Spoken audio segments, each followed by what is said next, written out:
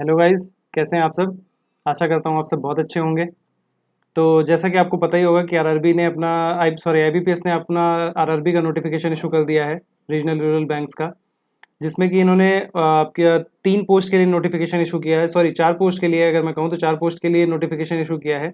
जिसमें कि इनके सबसे starting from office assistant to scale 1, scale 2, scale 3। ठीक है, तो ये 3 ऑफिसर हो गए, 3 ऑफिसर स्केल हो गई और एक क्लरिकल के लिए हो गया।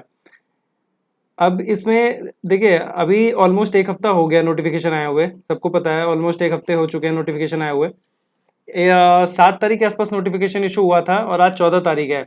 तो मेरे हिसाब से अब एप्लीकेशन फॉर्म भरना ज़्यादा कन्वीनियंट रहता है, ज़्यादा सही रहता है, क्योंकि अब हमें पता है कि कोई भी चीज़ें ऐसी नहीं होंगी जो हमारे सामने नई सामने आ जाएं अचानक से। जैसे कि अभी आप सबको पता ही होगा कि लास्ट मंथ जो एसबीआई जूनियर एसोसिएट्स का एग्जाम नोटिफिकेशन आया था, उसमें एक छोटा सा उन्होंने अपडेट कर दिया था, जिसकी वजह से काफ़ी सारे कैंडिडेट्स को काफ़ी मुश्किलों का सामना करना पड़ा था, क्योंकि उन्होंने अपना जो डिक्लेरेशन का फॉर्मेट होता है वो चेंज कर दिया था। अभी उसमें इशू ये हुआ कि बहुत सारे कैंडिडेट्स ऐसे थे जिन्होंने कि अपना डिक्लेरेशन फॉर्मेट पुराने फॉर्मेट में अपलोड कर दिया। अब उनका वो फॉर्म रिजेक्ट हो जाएगा, वो एसबीआई रिजेक्ट करेगा उन फॉर्म्स को, एंड नो डाउट वो रिजेक्ट होंगे। इसीलिए काफ़ी सारे कैंडिडेट्स को जो जितने भी लोग टच में थे, जितने लोगों ने भी वेबसाइट्स पे यूट्यूब पे सर्च किया होगा, उनको पता चला होगा कि फ्रेश फॉर्म भरना ही पड़ेगा उनको। तो इसलिए मेरा ये मानना है कि कोई भी नोटिफिकेशन आता है तो उसके लिए आप पहले 1 हफ्ते वेट कर लें, उसके बाद एप्लीकेशन फॉर्म भरें। चलिए वो सब बातें भी हम बाद में करते हैं। आज 14 तारीख है, अभी अप्रॉक्स 1 हफ्ता हो गया है, तो अब ये सही टाइम है एप्लीकेशन फॉर्म भरने का। तो मैं क्या करता हूँ, अभी आपको फटाफट एक छोटा सा ओवरव्यू दे देता हूँ नोटिफिकेशन में क्या क्या मेन पॉइंट्स हैं, ताकि आपको एक बार उसको गो थ्रू करने, फॉर्म भर लें गो थ्रू करके। ठीक है, एक बार देखने के बाद ये वीडियो आप आराम से अपना फॉर्म भर सकते हैं, आपको कोई भी डाउट्स नहीं रहेंगे। जो जो इंपॉर्टेंट पॉइंट्स हैं वो सारे मैं इस वीडियो में कवर कर दूंगा। ठीक है, चलिए शुरू करते हैं। देखिए नोटिफिकेशन, चाहिए तो नोटिफिकेशन का लिंक मैं डिस्क्रिप्शन में दे दूंगा। ठीक है, 4 पोस्ट के लिए है, ऑफिस असिस्टेंट यानी क्लर्क, स्केल 1, स्केल 2 और स्केल 3। ठीक है, सबसे पहले एलिजिबिलिटी देख लेते हैं कि एलिजिबिलिटी क्राइटेरिया क्या क्या है, ये देख लेते हैं। एलिजिबिलिटी है, इसको मैं थोड़ा सा जूम कर लेता हूँ, जस्ट अ सेकेंड। ठीक है, देखिए एलिजिबिलिटी में क्या है, नेशनैलिटी एज यूजुअल सबको पता ही है, citizen of India, citizen of Nepal और भूटान।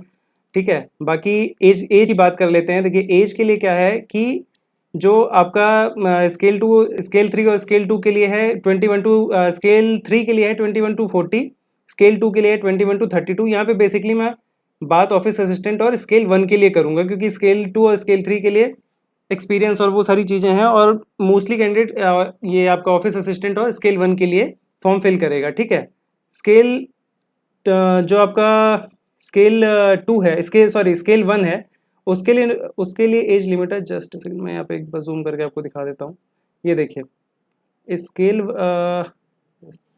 1 में क्या है, आपका एज लिमिट जो है वो 18 ईयर से लेके 30 ईयर्स तक होना चाहिए। ठीक है, इसमें देखिए इन्होंने डेट भी मेंशन करी हुई है कि should not be born earlier than 3rd of June to 1991 to 31st of May 2003। इसका ये मतलब है कि जो भी एप्लीकेशन फॉर्म भर रहे हैं कैंडिडेट, उनकी डेट ऑफ बर्थ 3 जून 1991 से पहले की नहीं होनी चाहिए और 31 मई 2003 के बाद की नहीं होनी चाहिए, which means candidate should be in between of these dates. ठीक है, अच्छा दूसरा क्या है, भाई अगर ये तो हो गया स्केल 1 के लिए।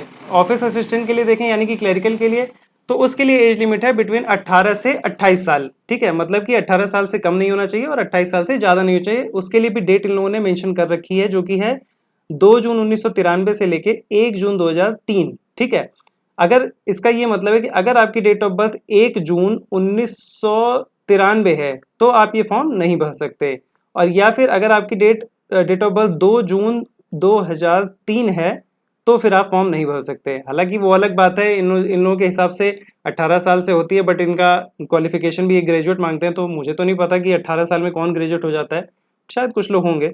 ठीक है, चलिए अच्छा अभी दूसरी चीज़ मैं इसमें आपको मैंने आपको एज लिमिट बता दिया, आगे मैं आपको इसमें एज रिलैक्सेशन के बारे में बता देता हूँ, क्वालिफिकेशन क्या है वो बता देता हूँ, एप्लीकेशन फीस, एग्जाम पैटर्न्स और आपकी जो वो डेट्स हैं वो बता देता हूँ। देखिए एज रिलैक्सेशन की अगर हम बात करें तो जनरल कैटेगरी को कोई भी एज रिलैक्सेशन नहीं मिलने वाला है। ठीक है, शेड्यूल कास्ट यानी कि एससी और एसटी को 5 साल का एज रिलैक्सेशन मिलेगा अबव दिस एज। ठीक है, जो कि 30 और 28 जो मैक्सिमम एज है, इसके ऊपर 5 साल का SC/ST को रिलैक्सेशन मिलेगा, OBC को 3 साल का रिलैक्सेशन मिलेगा, ठीक है। Person with benchmark disability which means कोई जो भी PWD लोग हैं उनको 10 साल का रिलैक्सेशन मिलेगा, ठीक है।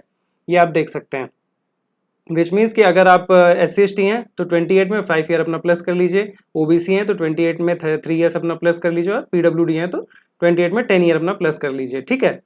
चलिए आगे आगे बढ़ते हैं हम लोग, ठीक है। देखिए अभी इसमें क्या है, ठीक है, आ जाइए नेक्स्ट पेज पे चलते हैं। नेक्स्ट पेज में देख लीजिए, इसमें आपको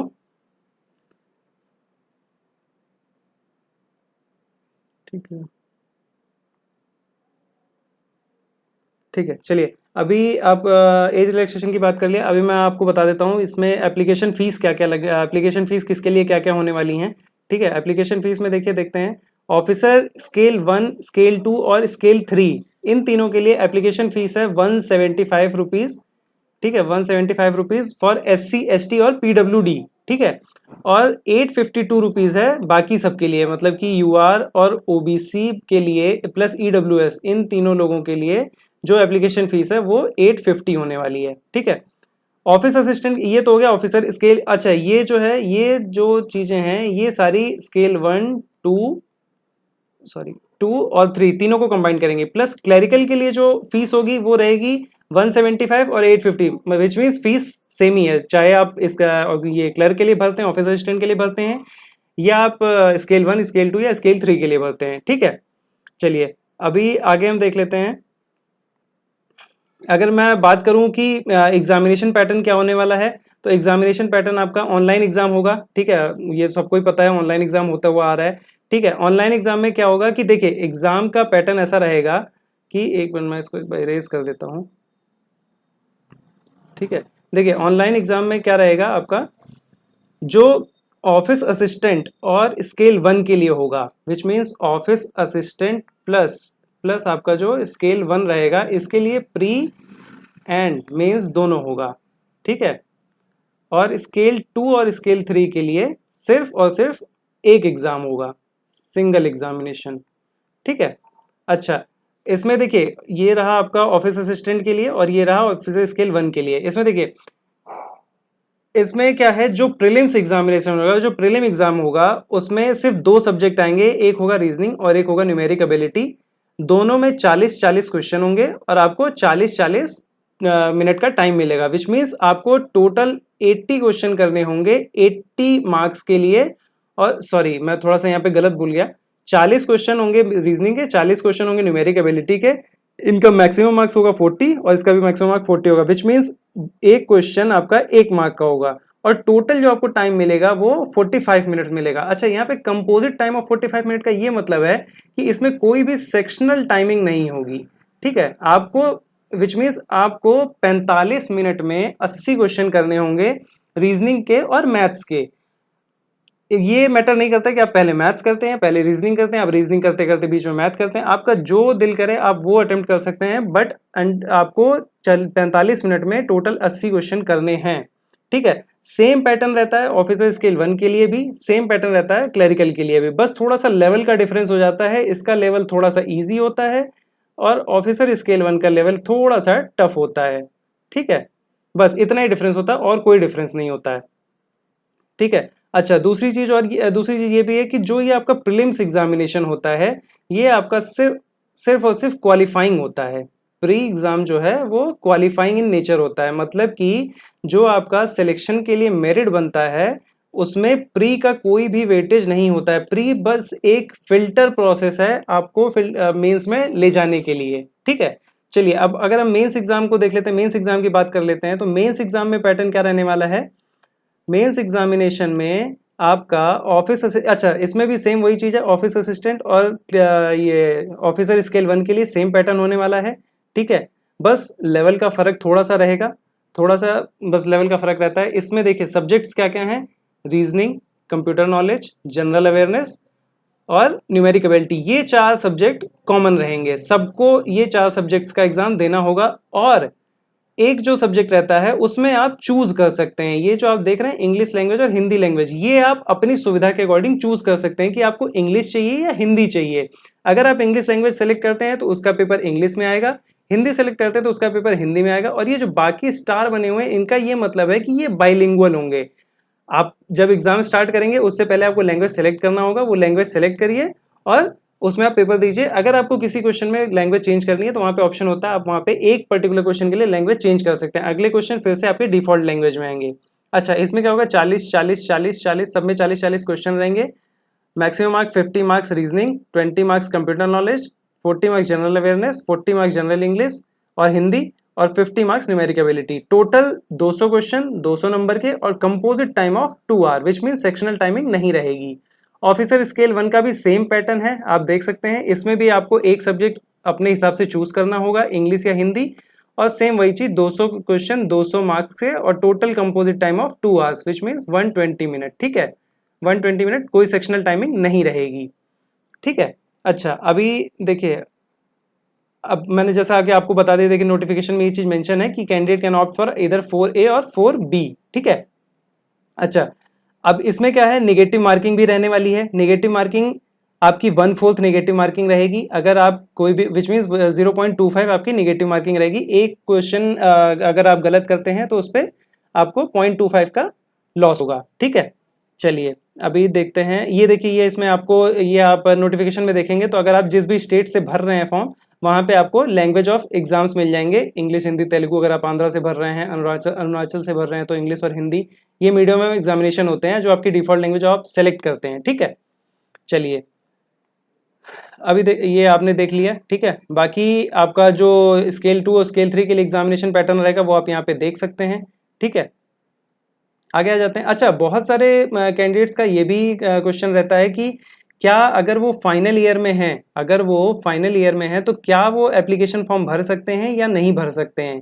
ठीक है, तो उनके लिए ये चीज नोटिफिकेशन में मेंशन है कि अगर उनकी डिग्री, एक मिनट मैं दिखा देता हूं आपको, इस नोटिफिकेशन में ही है कि अगर उनको, ये देखिए मैं थोड़ा सा इसको जूम कर लेता हूं, just a second.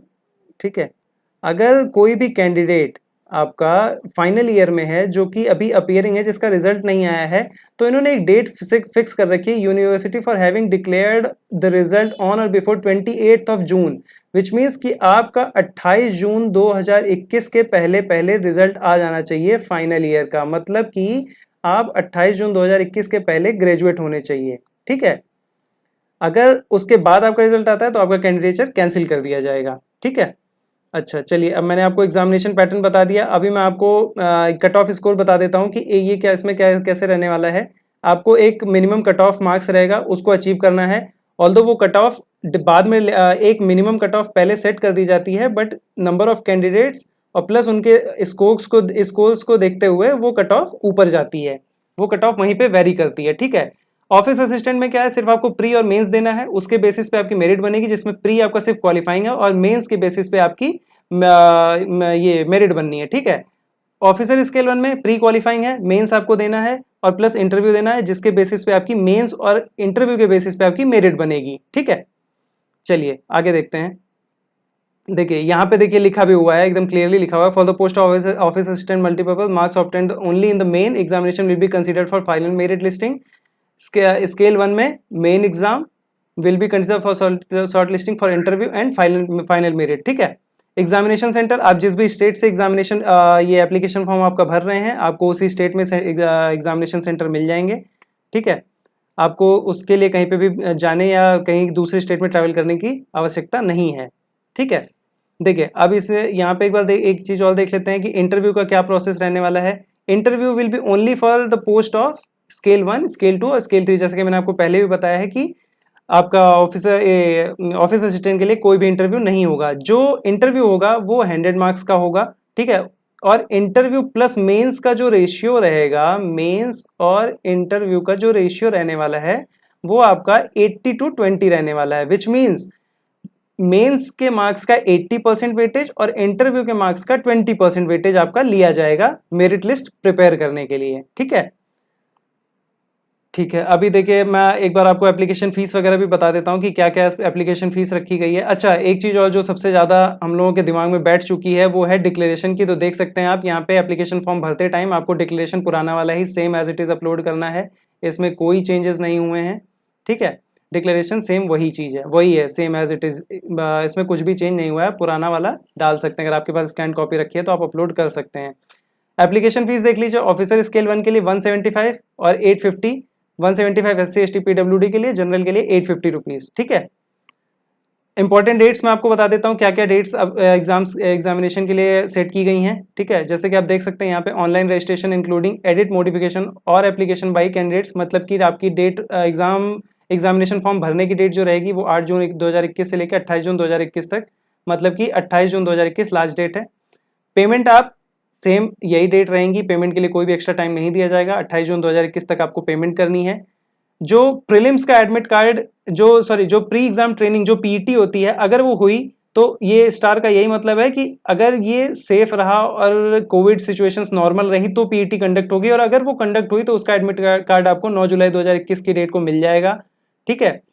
Admit card 9 जुलाई को मिल जाएगा और प्री एग्जामिनेशन ट्रेनिंग जो होगी वो 19 जुलाई 2021 से लेकर 25 जुलाई 2021 तक के बीच में हो जाएगी।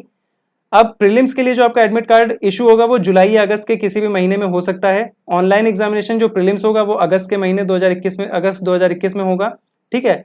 आपका जो प्रीलिम्स का रिजल्ट है वो सितंबर 2021 के महीने में, सितंबर महीने में आ जाएगा, ठीक है। जो आपका मेंस एग्जामिनेशन होगा ऑनलाइन, उसका जो आपको एडमिट कार्ड मिलेगा वो सितंबर के महीने में ही मिल जाएगा, प्लस जो ऑनलाइन मेंस एग्जाम होगा वो सितंबर या अक्टूबर के किसी भी महीने में हो सकता है, ठीक है। रिजल्ट जो आएगा वो मेंस का जो रिजल्ट आएगा वो अक्टूबर 2021 में आएगा, और जो इंटरव्यू उसके इंटरव्यू के जो कॉल लेटर आएंगे वो अक्टूबर या नवंबर के किसी भी महीने में आ सकते हैं, प्लस उनका जो कंडक्शन होगा, जो इंटरव्यू प्रोसेस होगा वो अक्टूबर और नवंबर 2021 के ही महीने में हो जाएगा, मतलब कि इसी महीने में एडमिट कार्ड और इन्हीं महीनों में आपको इंटरव्यू देने का मौका भी मिल जाएगा। और प्लस ये सारे प्रोसेस अगर आपने क्लियर कर लिए हैं तो जनवरी 2022 में आपके हाथ में आपका ये रहेगा अपॉइंटमेंट लेटर। मैं आशा करता हूं कि जितने लोग ये वीडियो देख रहे हैं सबके हाथ में आपका अपॉइंटमेंट लेटर इस साल इस आरआरबी पीओ में, इस आरआरबी ऑफिस असिस्टेंट में या स्केल 2 स्केल 3 में आपको मिल जाए, ठीक है। जनवरी 2022 में आपको मिल जाएगा, ठीक है। ये था एक छोटा सा शॉर्ट व्यू मेरा नोटिफिकेशन के लिए। आपको मैं नोटिफिकेशन का लिंक डिस्क्रिप्शन में दे दूंगा, आप जल्दी से जल्दी फॉर्म भर दीजिए। लास्ट डेट का इंतजार मत करिए, क्योंकि लास्ट डेट पे वेबसाइट डाउन हो जाती है, ऑल्दो आईबीपीएस की नहीं डाउन होती है, बट फिर भी मेरा सुझाव यही है कि आप लास्ट डेट का वेट ना करें और फॉर्म जल्दी से जल्दी भर दें और अपनी तैयारी खूब अच्छे से करें। God bless you and all the best.